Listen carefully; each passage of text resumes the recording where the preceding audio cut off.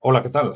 Bueno, vamos a ver. Hoy vamos a hacer una entrevista interesante, pero bueno, antes que nada, como siempre os digo, acordaros de eh, darle la tecla de suscribiros al canal, los que no estéis suscritos, que ya sabéis que es gratuito, o dejarnos comentarios o preguntas que iremos analizando a través de nuestros vídeos.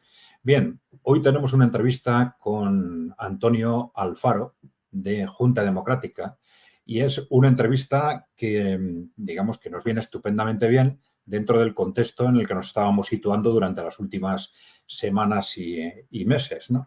En el que estamos, por un lado, continuamente haciendo apelación al altísimo riesgo en el que estamos de un estallido bélico, vamos a decir, de una gran guerra, por utilizar la expresión que utilizó Lavrov hace unos días, y que nos sorprendía que, sin embargo, bueno, hay muchas diferencias de unos países a otros con respecto a lo que se está moviendo al respecto, con respecto a la posición de las fuerzas políticas, pero que en concreto en España, pues aparentemente, prácticamente no se estaba moviendo nada, ¿no?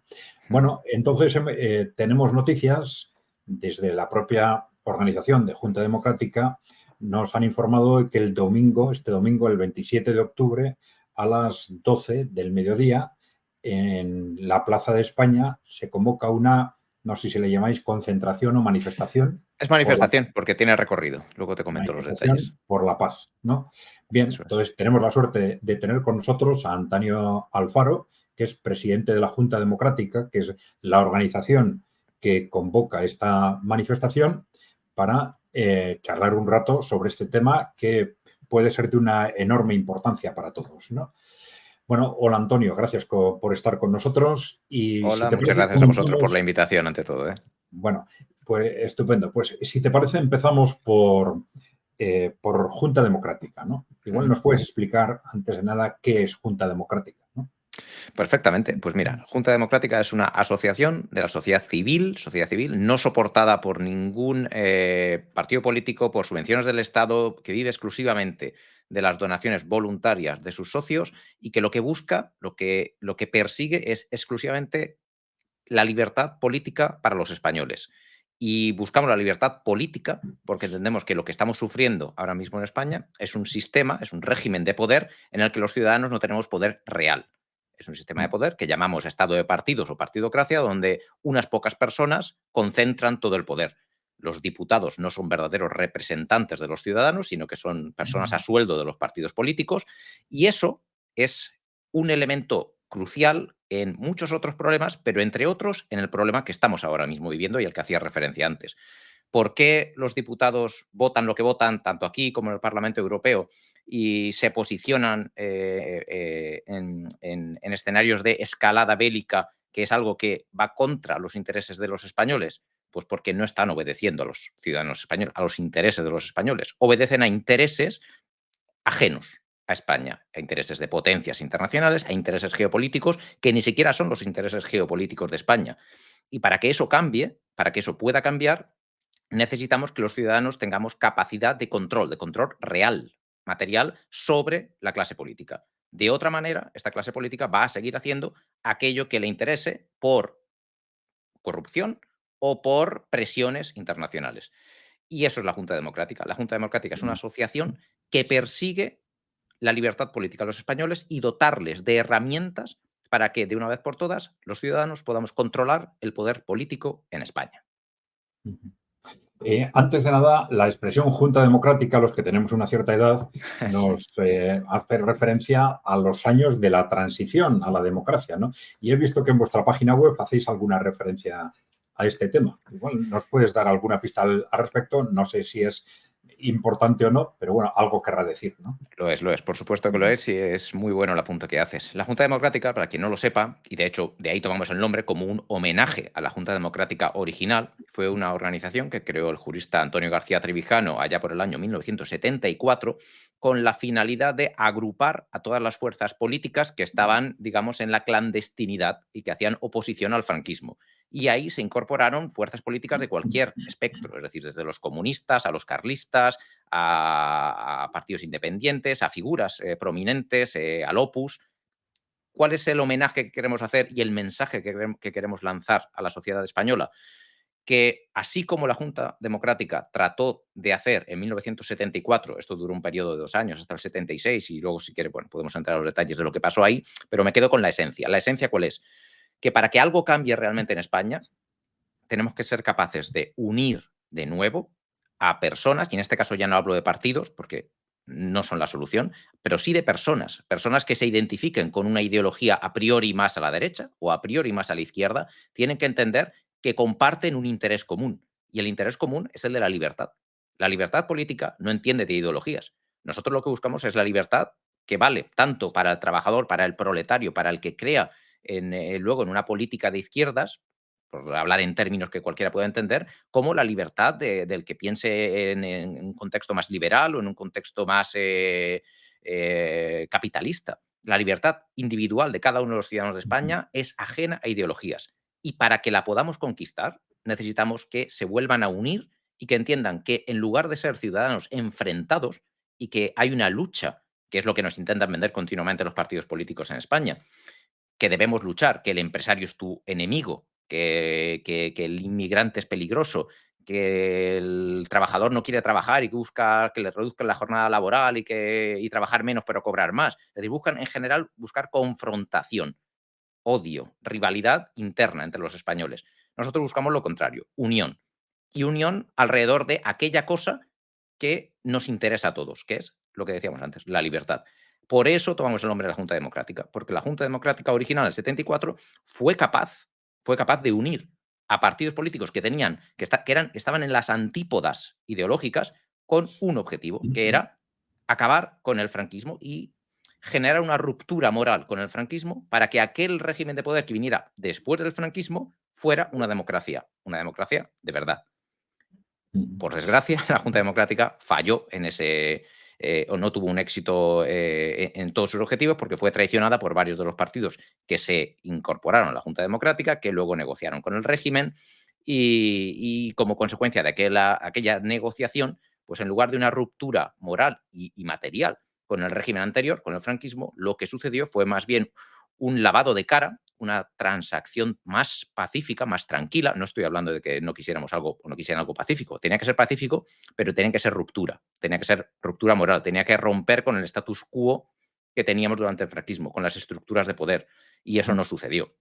Las estructuras de poder se mantuvieron como estaban. Aquellos que eran ministros con Franco se convirtieron mágicamente en demócratas consolidados un día después. Y lo que tenemos hoy, lo que sufrimos hoy, es una consecuencia de la ausencia de ruptura con el régimen político de Franco en aquella época, en aquel periodo que se ha llamado transición, que se ha glorificado, pero que realmente ha hecho mucho daño a los españoles y a España. Muy interesante. Bueno, si te parece, vamos a acercarnos un poco el tiempo. Por supuesto.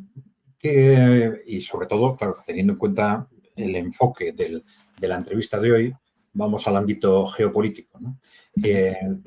¿Cómo os posicionáis vosotros? ¿Qué interpretación hacéis de lo que está sucediendo en el mundo en los últimos años? Bueno, para que cualquiera nos entienda, mira, yo intento hablar de manera que trato de simplificar problemas, simplificar mensajes para que cualquiera me pueda entender. Y luego ya podemos profundizar. Pero grosso modo, yo lo resumiría en una potencia que hasta ahora era la potencia única, el hegemón mundial que tenía un control prácticamente absoluto de lo que sucedía en el mundo, Estados Unidos, está perdiendo esa posición de hegemonía. Y eso está pasando gradualmente, pero inexorablemente. China le está superando. Ya le supera en determinados indicadores que son indicadores a futuro. Es decir, si un país como China ya presenta el doble de patentes en múltiples ámbitos tecnológicos que las que presenta Estados Unidos, si en el ámbito del progreso industrial China ya tiene 5 veces más robots industriales que Estados Unidos, son indicadores de que va a terminar generando la va a terminar superando en un margen de tiempo. Pueden ser 5, 10 o 15 años, pero estos son indicadores de que ya te está adelantando en ámbitos como tecnología, innovación, producción industrial. ¿Qué es lo que está pasando entonces? Que Estados Unidos se está revolviendo, como cualquier potencia hegemónica que tiene el control mundial, tanto económico, político, etcétera, etcétera, está intentando evitar que esto pase. ¿Y cómo lo está intentando evitar? De múltiples maneras. Estados Unidos es un país que ha demostrado ya en el pasado que tiene una gran capacidad para aprovecharse de conflictos políticos latentes en puntos diferentes de la geografía mundial, porque esos conflictos no los creas, pero tú te aprovechas de ellos. Y te aprovechas de ellos para satisfacer tus propias necesidades. Y eso es lo que lleva pasando bastantes años. Y es lo que pasó en las primaveras árabes hace unos 10 años o algo por el estilo. Es lo que está pasando en Ucrania. Es lo que sigue pasando en Oriente Medio, en la que Estados Unidos está satisfaciendo sus necesidades utilizando conflictos locales y financiando, apoyando a aquel socio local que puede luchar en una guerra proxy, que se llama, en una guerra en tu nombre, pero sin involucrar soldados locales, luchar por defender lo que son realmente tus intereses en la zona. Eso es lo que está pasando. Y luego ya, si analizamos conflicto por conflicto, podemos ver cómo se articula esto. No sé si merece la pena que entremos ya en el detalle de alguno de ellos, pero el mensaje con el que quiero que la gente se quede es que lo que está pasando es que una gran potencia se ve amenazada y está reaccionando a la amenaza. Y para reaccionar a la amenaza utiliza todas las armas que tiene a su alcance para consolidar y mantener su poder. Eso es lo que está pasando. Esa es, digamos, la interpretación global. Pero hay algo más que os lleva a vosotros a sentir una sensación de peligro suficiente como para animaros a convocar esa manifestación, ¿no? Por supuesto, por supuesto. Como decía, eso es un análisis global. Eso que hasta ahora ha estado sucediendo en territorios que nos eran un poco más ajenos y más lejanos y cuyo impacto, digamos, se hacía sentir de manera menos directa en nuestra vida como españoles y que eran más distantes de nuestros intereses, hoy está ya muy cerca. Y está muy cerca porque desde que estalló el conflicto en Ucrania, y esto no es algo que venga de la invasión de 2022, esto es algo que se ha ido cocinando en los últimos 15 años. Esto es algo que ya empieza en 2008, al menos en 2008, cuando la OTAN hace los primeros movimientos hacia la integración de Ucrania y de Georgia en la OTAN. Y eso lo único que está buscando es extender y consolidar el poder geopolítico de Estados Unidos en Europa frente a Rusia. Con ese movimientos, lo que está provocando, o lo que está buscando Estados Unidos es afianzar su poder. ¿A costa de qué? A costa de la seguridad de Rusia, por una parte, pero a mí esa no me interesa defenderla, ya la defiende Rusia, y yo no defiendo a Rusia, ni a Putin, ni a lo que hace Rusia, pero lo que sí que está haciendo, a la vez, de manera colateral, es incrementar nuestro riesgo, el riesgo de los españoles, de los europeos en general, pero de los españoles en particular, está incrementando nuestro riesgo de conflicto. Sin duda ya ha incrementado el riesgo, y ya no el riesgo, es la realidad de empobrecernos, porque tenemos que estar derivando muchos recursos a un esfuerzo de guerra que podría haberse evitado. Podría haberse evitado. Ya nos ha empobrecido haciéndonos prescindir del que era un socio estratégico para Europa, como Rusia, para la provisión de materias primas y de energía. Ya está generando un impacto directo. Y lo peor puede estar por venir. Si la escalada militar continúa, si la degeneración belicista continúa en Europa y no hay visos de que quieran dar un paso atrás, esto podría derivar en una situación, en un contexto mucho más complejo. Lo comentaba con unos colegas hace unos días, una expresión que me parece muy clarificadora, que es de Clausewitz, que es la niebla de la guerra. Una vez que entras en un periodo de guerra o incluso en un contexto prebélico, ese contexto bélico o prebélico genera tantos miedos, genera una situación tan confusa que las clases políticas y económicas generalmente salen beneficiadas porque pueden aprobar leyes o pueden llevar a cabo acciones que en un contexto lejano de la guerra la ciudadanía jamás permitiría, jamás toleraría. Por eso también el contexto bélico les interesa, porque en un contexto bélico pueden pasar cosas y pueden hacer cosas, tanto limitaciones de las libertades como a nivel económico, profundización en medidas que van a, en última instancia, atacar al poder adquisitivo de los ciudadanos. Eso va a ocurrir, eso puede ocurrir, no digo que vaya a ocurrir, pero puede ocurrir en un entorno bélico y de alguna manera se enmascara precisamente por ese miedo. Todo se justifica por el miedo a evitar un mal mayor que en muchos casos ese mal mayor lo has provocado tú directamente o lo estás generando de manera infundida para generar miedo en la población y justificar lo que vas a hacer posteriormente. Por eso en este caso hemos decidido que había que actuar. No bastaba con ver, como hemos podido hacer en el pasado en conflictos que eran mucho más lejanos, ver desde el sillón y quejarnos de lo que está pasando que está mal y que está objetivamente mal. En este caso, aquello que está pasando no solo está mal, sino que ya atenta contra nuestros intereses.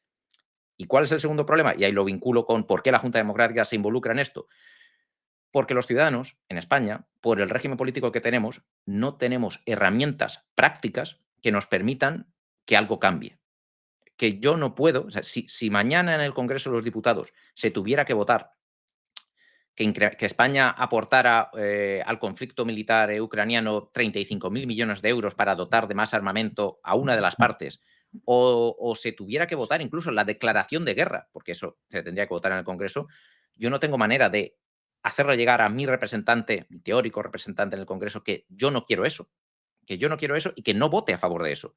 Lo que va a pasar, lo que pasaría en un Congreso como el español ahora, es que los diferentes bloques de diputados, según a qué partido político perteneciesen, votarían en bloque aquello que el partido ya ha decidido que quieren votar, sin necesidad de consultar lo que el pueblo quiere.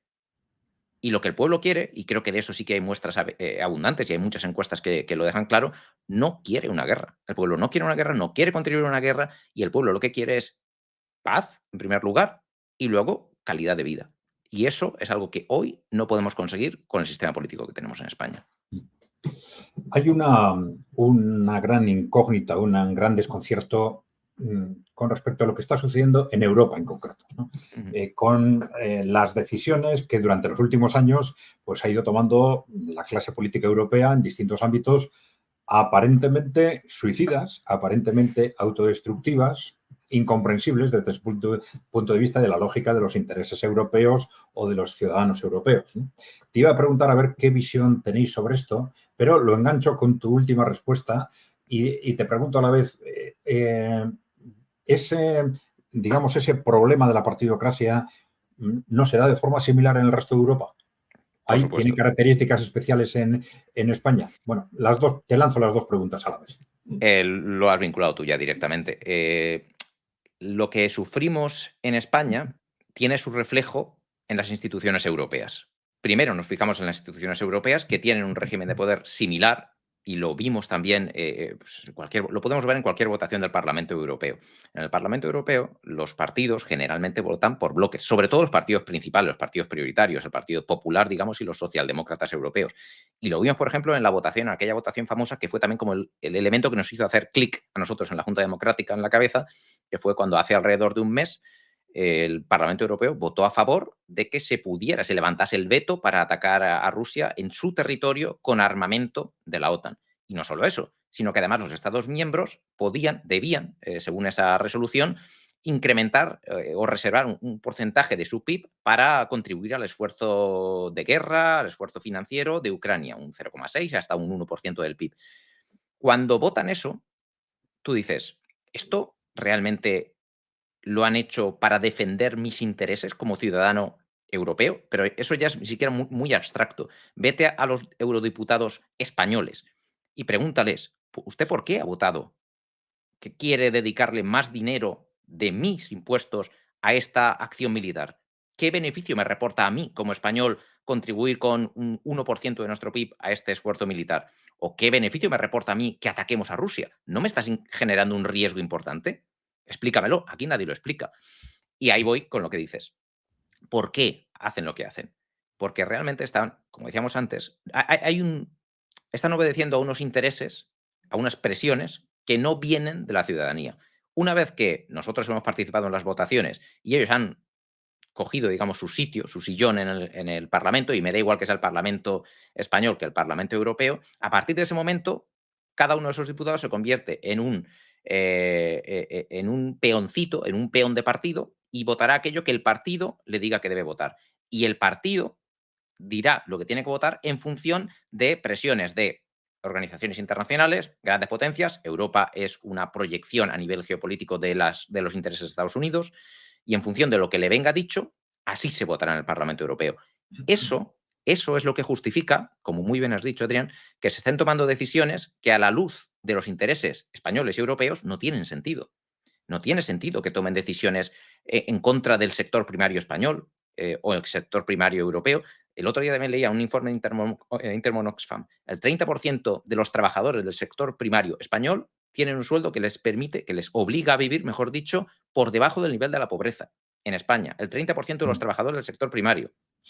Y nosotros estamos permitiendo la importación de productos de terceros países sin hacer los controles suficientes, mientras que a los españoles les estamos obligando a hacer un gasto ya no solo económico, sino de tiempo burocrático para cumplir con una serie de normas que está muy bien, pero tienes que obligar también a los otros, si no estás generando una competencia desleal. Toda esa desprotección del campo español, toda esa desprotección, pero digo el campo por decir un caso muy evidente y flagrante, pero de la industria, toda esa desprotección de la industria europea frente a competidores extranjeros solo se explica si no tienes tus intereses como político puestos en los mismos intereses que lo tienen tus ciudadanos. Esta élite está más vinculada por organismos supranacionales, no votados por nadie, por agendas definidas pues, en los grandes think tanks estadounidenses, generalmente al servicio, igual volvemos, de la corriente más anglosajona. No, no hay un vínculo, y ahí es lo que iba antes.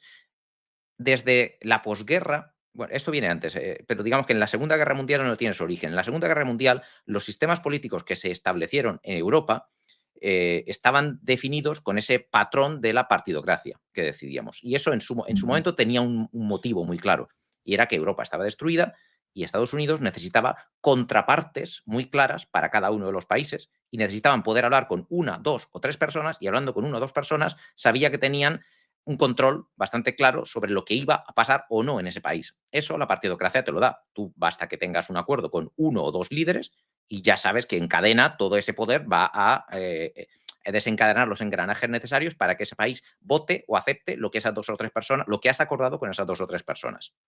Eso fue útil o pudo ser útil en la posguerra, después de la Segunda Guerra Mundial.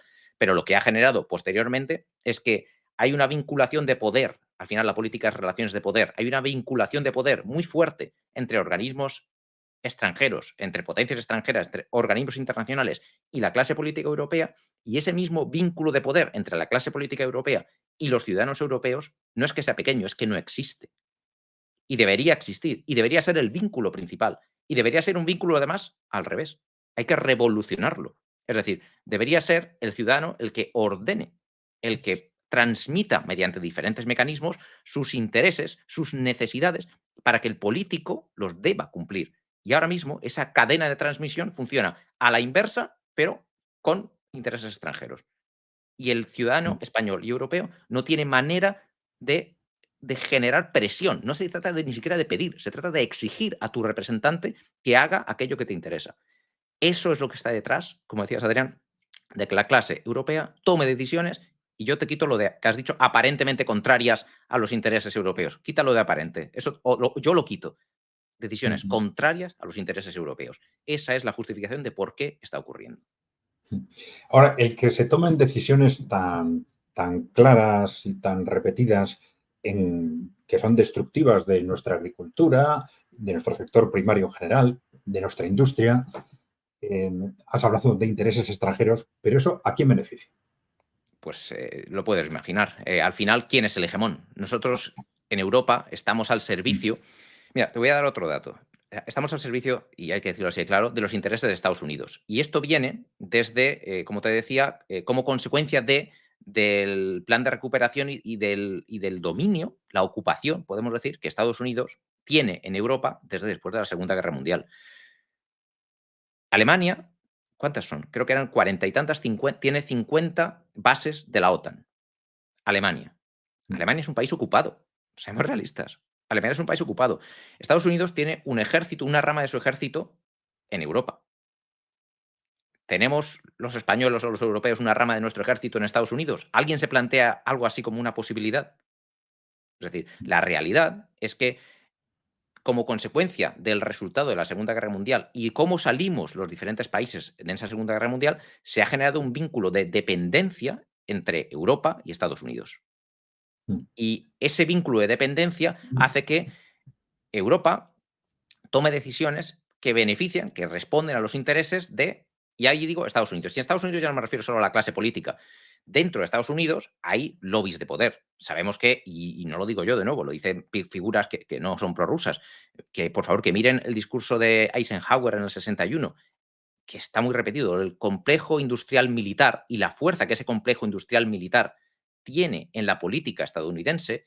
Por ejemplo, por poner un ejemplo que ahora está asociado a los conflictos militares, tiene una capacidad tremenda de influir qué cosa hace o no hace el gobierno estadounidense. Y eso, de nuevo, como cadena de transmisión, nos termina afectando a nosotros. Eso mismo puede pasar con lobbies farmacéuticos, con lobbies económicos, con lobbies de poder económico. Es decir, hay intereses que van más allá del político, del geopolítico, que están también los económicos, pero que utilizan, al final terminan llegando todos a su influencia en el poder político, porque es lo que utilizan como cadena de transmisión para que sus órdenes o sus intereses terminen llegando a los políticos individuales, que terminan siendo los que con su voto cristalizan sus intereses en leyes. Sí, eso lo entiendo más o menos desde el punto de vista de la industria, en el sentido de que Estados Unidos puede estar directamente beneficiado por el corte de la relación económica entre Europa occidental y Rusia, por un lado, y incluso se ha hablado de que la desindustrialización de Europa, en un mundo en el que puede ser que estemos evolucionando hacia una situación más bipolar a corto plazo que multipolar, pues que el entorno de los países occidentales sea excesivamente industrial, ¿no? Es decir, que tanto Estados Unidos como Europa, como Japón, como Australia son países muy industriales y que, claro, eso no es viable en la situación actual si continuamos evolucionando hacia un corte en dos de la economía mundial. Entonces, en ese sentido, se ha hablado de que las medidas incomprensibles, aparentemente, que estaban tomando, por ejemplo, en la Unión Europea o en Alemania, podrían tener sentido desde el punto de vista de que una Europa menos industrializada pues daría más espacio para el mantenimiento de la capacidad industrial de Estados Unidos, por ejemplo. Bueno, no lo sé, hay una serie de elementos que pueden explicar esas decisiones desde el punto de vista de los intereses de Estados Unidos. Pero Claro, también bueno, en y la no solo, agricultura. sabes que en Estados Unidos han aprobado recientemente una ley para bonificar a empresas extranjeras, pero al final lo que está produciendo son que las empresas europeas, las punteras, se vayan, se establezcan sus puntos Sí, de producción ya no en China, en Estados Unidos. sí. En Estados Unidos. Pero Eso va en línea con lo que comentas y eso está contribuyendo a desindustrializar Europa para favorecer los intereses de Estados Unidos, sí, fabricando pero allí, en local. sí, te iba a decir que en la agricultura no lo veo tan claro. ¿Tú lo ves tan claro también los intereses de Estados Unidos en ese proceso de aparente destrucción progresiva de nuestra agricultura? En la agricultura probablemente no. En la agricultura Estados Unidos tiene menos intereses a la hora de exportar, exportar Mm, a estados como España, pero es verdad que Estados Unidos sí que tiene alianzas estratégicas con, por ejemplo, países como Marruecos y tiene alianzas estratégicas con países que sí pueden tener esos intereses. No mm, me consta que sea ese el motivo, pero independientemente de cuál sea el motivo, lo que sí que, y ya te digo, eso probablemente requeriría un análisis un poco más detallado de por qué, lo que sí que es evidente es que los políticos en España y en Europa en general no están tomando las medidas necesarias para proteger a tu sector primario. ¿Cuáles mm. son los intereses ocultos o por lo menos no suficientemente clarificados que les llevan a no tomar esas medidas suficientemente proteccionistas? Yo pienso que en parte pueden venir por complejos asociados a la ideología. Sabéis que durante mucho tiempo se había asociado al proteccionismo con algo malo, o sea, con algo económico y financieramente malo. La línea de corriente, digamos, socialdemócrata liberal, que es la que está ahora mismo, se impone ahora mismo, tiene muy mala percepción de cualquier medida política que busque generar protección sobre un sector industrial o sobre un sector productivo. Es posible que esto simplemente sea una consecuencia de esa ideología que permea, digamos, toda la clase política actual, pero ya estamos viendo países como Estados Unidos que, joder, de proteccionismo, es decir, está mostrando señales de que cuando es necesario proteger a tu industria, cuando es necesario proteger a tu sector productivo, tanto sector primario como secundario como terciario, se toman medidas y nadie les acusa de bolivarianos ni de comunistas por proteger tus sectores de producción. Eso en España o en Europa en general parece que cuesta verlo. Cuesta ver por qué es necesario en ocasiones tomar medidas de protección de tus sectores productivos. A ver, antes de entrar en el tema de la manifestación de forma Sí. directa, claro, la convocatoria de esta manifestación o el interés por el que los ciudadanos acudan a esta manifestación tiene mucha relación con el nivel o la urgencia, digamos, del riesgo que percibéis en el momento actual exactamente, ¿no? Igual me puedes hablar algo de esto, porque me has hablado del contexto en el que estamos evolucionando en el mundo y en Europa, pero ¿hasta qué punto hay un riesgo de una gran guerra, etcétera, o es un riesgo inmediato?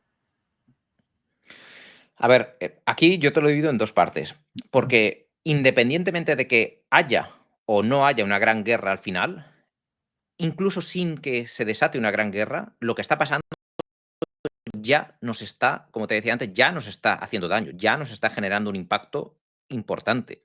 Entonces, si estamos cerca de una guerra, lo que sí te puedo decir es que cada día estamos un poquito más cerca. No sé si al final va a terminar saltando, pero si habéis prestado atención a las declaraciones de Zelensky la semana pasada, cuando ha desvelado su plan de 5 puntos, el plan de la victoria, y cuando ha medio sugerido que pretendía armarse o desarrollar armamento nuclear para defenderse, y que ha medio sugerido que debería la OTAN involucrarse con tropas de manera directa en el conflicto, todo eso son pasos que poquito a poquito, van encaminados no hacia desescalar, sino hacia complicar un poquito más el conflicto.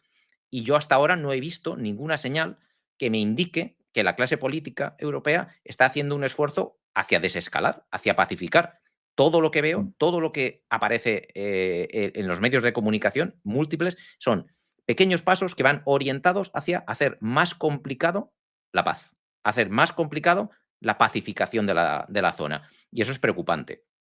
Pero ¿es preocupante porque vaya a haber un conflicto armado en el corto plazo? Aunque no lo haya, es preocupante porque eso va a tener un impacto directo en nuestra calidad de vida, directo en nuestro empobrecimiento, directo en el descenso de nuestra competitividad, porque estamos pagando por ejemplo, la energía un 50% más de lo que pagábamos hasta hace unos años, 1 año, 2 años. Estamos sufriendo la ausencia de determinados materiales esenciales que está teniendo un impacto directo en nuestra industria. Estamos también sufriendo desde el punto de vista exportador. Rusia era un gran comprador para diversos tipos de productos, sobre todo de lujo, pero era un gran comprador de algunas industrias europeas. A lo que voy es, ya nos está afectando. Independientemente de que además se pueda desatar un conflicto militar, que ya sería el escenario más devastador. Un conflicto militar abierto entre la OTAN y Rusia tiene unas consecuencias que yo ni siquiera me atrevo a medir, porque sería realmente catastrófico. Y lo que veo es que no hay nadie que esté haciendo movimientos para evitar que eso pueda llegar a ocurrir. No hay nadie, que es lo que decíais vosotros en muchas de vuestras intervenciones. ¿Quién se está movilizando de manera abierta para exigir que además de que haya un conflicto bélico, se mueva en paralelo esfuerzos por la paz? En prácticamente cualquier conflicto, cuando se quiere realmente alcanzar la paz, siguen las negociaciones en paralelo. Hay unas reuniones abiertas, hay un diálogo. Hoy parece que hablar de dialogar con Rusia es poco menos que un sacrilegio, y te acusan ya inmediatamente de prorruso y de pro-Putin, y para nada. Yo no tengo ningún interés, y la Junta Democrática, lo digo, lo aseguro, condenamos la invasión de Rusia, no tenemos ningún interés, ni defendemos a Rusia, ni a Putin, ni al gobierno ruso. Pero lo que sí que decimos es que que la gente piense, por favor, ¿cómo le haces más un favor a Ucrania?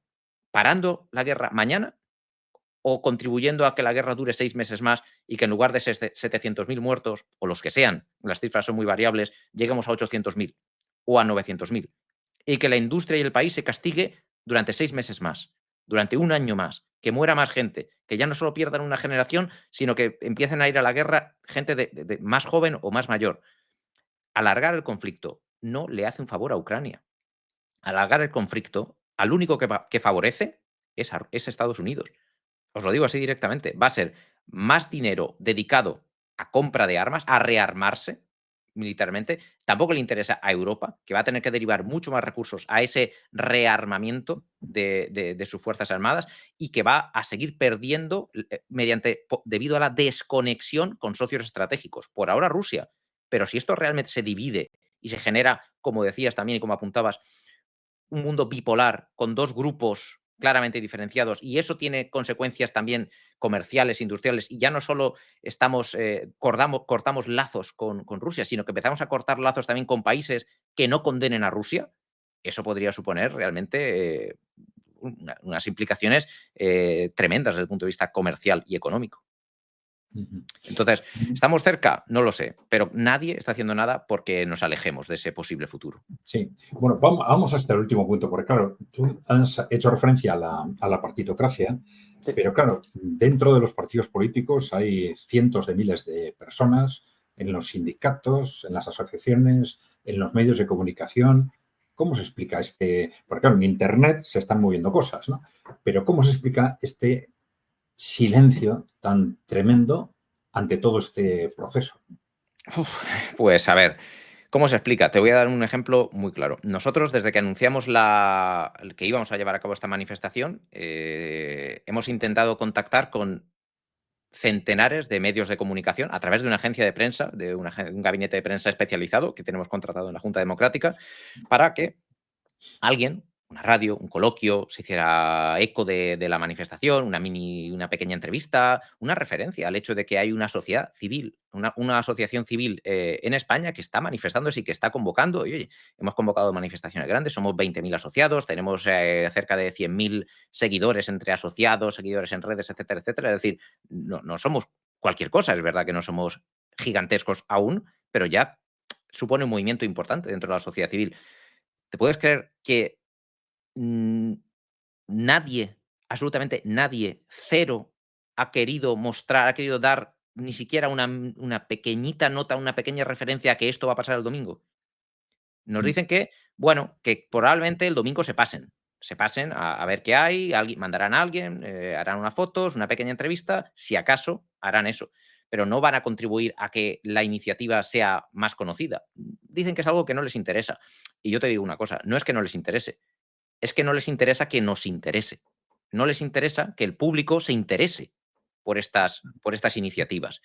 ¿Y por qué? Y ahí ya voy a lo que te puedes imaginar. Los medios, los grandes medios de comunicación en España, están hipersubvencionados por el sector público. Dependen del Estado. Son casi, casi, casi como organismos del Estado. Aparte de los medios públicos directamente, Radio y Televisión Española, que ya directamente es el brazo de comunicador del Estado, el resto de medios tienen intereses clarísimos en que al Estado no le vaya mal. Porque si le va mal o si me posiciono contra el Estado, pues se acaba el chorro de la publicidad estatal que a través de múltiples canales, tanto el Estado central como las autonomías, les hace llegar chorros y chorros de millones de euros, sin los mm, cuales gran parte de los medios de comunicación en España no serían viables. Y lo mismo te lo digo para sindicatos. Un sindicato, una organización de esa naturaleza que viva exclusivamente o principalmente de subvenciones del Estado, se convierte al final en un servidor del Estado. Tú al final te debes a quien te paga. Eso es una mm, ley universal que no se puede tergiversar. Si tu asociación vives de las cuotas de tus asociados, te debes a tus asociados y vas a hacer todo lo posible por defender sus intereses. Si tú te debes a las subvenciones que te da X, te digo, pero te digo el Estado, como te digo una asociación de George Soros o quien sea, tú te debes a quien te paga. Y quien te mm. paga te pone las condiciones y te pone los límites de lo que puedes y no puedes hacer. Y ese es el motivo por el que aquí no se mueve ni una brizna de aire en la línea en la que nosotros queremos ir. Y nosotros nos movemos porque somos independientes, porque no dependemos de subvenciones del Estado, no dependemos de ningún partido, no dependemos de ningún poder. Por suerte tenemos muchos asociados que con pequeñas contribuciones económicas voluntarias nos financian y con los pequeños recursos que tenemos hacemos hasta donde llegamos, hacemos lo que podemos. Por eso lo he dicho casi creo en la primera intervención, por eso es tan importante que florezcan más asociaciones en la sociedad civil que sean independientes del poder político y económico. Porque solo mediante la movilización de la sociedad civil, mediante iniciativas independientes, podemos hacer que algo cambie. Esto es un ejemplo, pero habrá más y ya hay alguna otra, ¿eh? Sí, claro, lo que tú comentas me explica perfectamente la sumisión, digamos, de las direcciones, ¿no? De partidos, sindicatos, etcétera, ¿no? Pero me sorprende más que entre cientos de miles de afiliados no se muevan cosas, ¿no? No sé si habéis hecho intentos de este tipo, ¿no? De que decir, bueno, pues personas de base de un partido, de un sindicato, se muevan, localicen cuadros o afiliados interesados en hacer algo, que creen grupos de opinión que obliguen por lo menos a matizar las posiciones de las direcciones. ¿No? No Es sé si. inviable. Sí, no, imagino que está familiarizado con la ley de hierro de Michels, la ley hierro de las oligarquías. Eso es una ley que igual tiene su naturaleza, tiene su origen en la naturaleza, en la propia naturaleza humana y de las organizaciones de seres humanos. Es decir, cuando una organización alcanza un tamaño suficientemente grande, se convierte en oligárquica, vertical, jerárquica. Es posible que a título individual hay muy buena. Esto no es posible, esto te lo confirmo. Hay muy buena gente en las bases de muchos de esos partidos y de muchas de esas organizaciones sindicales a las que hace referencia, pero son las bases.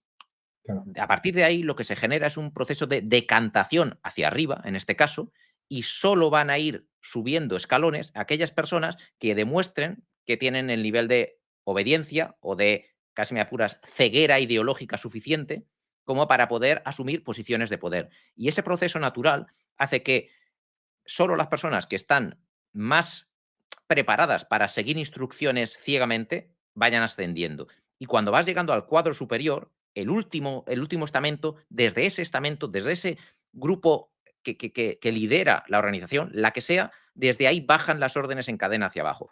La orden se va haciendo cada vez menos intensa cuando más baja hacia los estamentos más bajos, pero una vez que llegas al estamento más bajo, la orden tiene menos potencial, tiene menos potencia, pero también esa gente que está en el nivel más bajo tiene menos capacidad de hacer nada ni de transmitir fuerza hacia arriba. Eso es lo que pasa en cualquier organización, partido político o sindicato. ¿Hay buena gente que seguro piensa como nosotros en esas organizaciones? Seguro. ¿Tienen alguna capacidad de hacerse oír en esas organizaciones o de influir en las decisiones de sus órganos de poder? Ninguna. Ujú. Muy bien. No sé si quieres comentar algo más sobre el contexto o entramos ya directamente en la manifestación del domingo. Vamos a la manifestación. Vamos a la Pues venga, manifestación. cuéntanos, explícanos lo que quieras al respecto. Venga. Pues lo que vamos a hacer, yo creo que es importante que la gente sepa que la manifestación, primero, es una manifestación abierta a cualquier participante, independientemente de su posición ideológica, independientemente de lo que piense en otros ámbitos de la vida. Si cualquier persona que nos oiga entiende que lo que le interesa, que su interés está más cerca de ir hacia la paz en estos conflictos bélicos y que España tenga una posición independiente de potencias extranjeras, independiente de intereses extranjeros, en este o en otros conflictos, y ya que hemos tocado sectores industriales, que España, el gobierno español, pueda tener una posición independiente de intereses extranjeros también en política que tenga relación con el sector primario o en política industrial, y que esas posiciones políticas dependan exclusivamente de los intereses del pueblo, si eso que acabo de decir, es decir, paz en, en estos conflictos en concretos y más poder para el pueblo, de manera que la clase política no dependa de poderes y de intereses extranjeros, y sí deba depender de intereses nacionales, si eso les convence, tienen que estar ahí. Tienen que estar ahí quien pueda físicamente, quien no pueda a través de las redes sociales, quien no pueda contribuyendo. Asociarse a la Junta Democrática es gratis, no cobramos ni un céntimo por ser socio y te mantenemos informado. Es decir, es una lucha que quien entienda la gravedad de lo que estamos viviendo, creo que no puede dejar. Hay una frase que me gusta mucho: una vez que ves una verdad, ya no puedes dejar de verla. Yo no sé a cuánta gente seremos capaces de convencer, ya no de convencer, porque el convencimiento tiene que ser interior. ¿Cuánta gente será capaz de autoconvencerse? ¿Cuánta gente será capaz de entender la gravedad de lo que está sucediendo y el origen del problema? Pero aquella persona que entienda la gravedad de lo que está sucediendo y entienda cuál es el origen, yo creo que una vez que eso lo entienda, ya no puede dar un paso atrás y tiene que ir. Y eso es lo que pretendemos hacer el domingo. Aunar a toda esa gente y que se hermanen, que vean que vamos, y ya esto ya ha pasado en anteriores manifestaciones, que tenemos a gente de cualquier edad, jubilados, gente joven, universitaria, gente que tiene ideología de izquierdas, de derechas, gente que de cualquier perfil se va a encontrar allí en la manifestación. A las 12 en Plaza de España, y a partir de ahí haremos un recorrido por Gran Vía, por Calle Alcalá, Paseo del Prado, acabamos en el Congreso de los Diputados y ahí pues una serie de personas daremos unos mensajes clave para centrar de alguna manera las exigencias que se concentran allí en la manifestación. Más cosas. Para los que sean de fuera de Madrid, estamos preparando autobuses que salen desde diferentes puntos de España. A través de la web de la asociación pueden entrar en grupos que hemos creado para que vean si hay algún autobús que sale desde alguna zona cercana a sus puntos de origen, y si eso les ayuda y mitiga el gasto económico que puede suponer venir a la manifestación, pues encantados de que puedan beneficiarse de esa estructura. Y ahí aprovecho para agradecer a todos los voluntarios de la asociación que, de manera desinteresada y, repito, sin cobrar ni un céntimo de la asociación ni de las cuotas, están organizando todos estos autobuses, están organizando la pegada de carteles en múltiples ciudades en España. Estamos a su disposición, de ellos y de cualquier interesado en la manifestación. Si tienen cualquier duda, a través de nuestras redes sociales, a través de los emails de contacto, a través de la web, pueden ponerse en contacto con nosotros y les resolveremos cualquier pregunta que tengan. Bien, estupendo, Antonio. Este domingo, 27 de octubre, manifestación por la paz en Madrid a las 12 en la Plaza de España. Os dejaremos en la descripción del vídeo la dirección de vuestra página web, ¿no? Para que identifiquen los mecanismos, en su caso, pues este tema de los autobuses, etcétera, en caso necesario, ¿no? Bien, Eso es. pues gracias, Antonio, pues, por estar con nosotros. Ha sido una charla interesantísima. Esperemos que la manifestación tenga el mayor éxito posible. Y a los demás, a los que nos oís, bueno, pues como siempre, desde el punto de vista de EKAI Center, pues ya sabéis, acordaros de darle la tecla de suscribirse si no estáis suscritos y dejarnos preguntas o comentarios que intentaremos ir analizando o comentando a partir de ahora.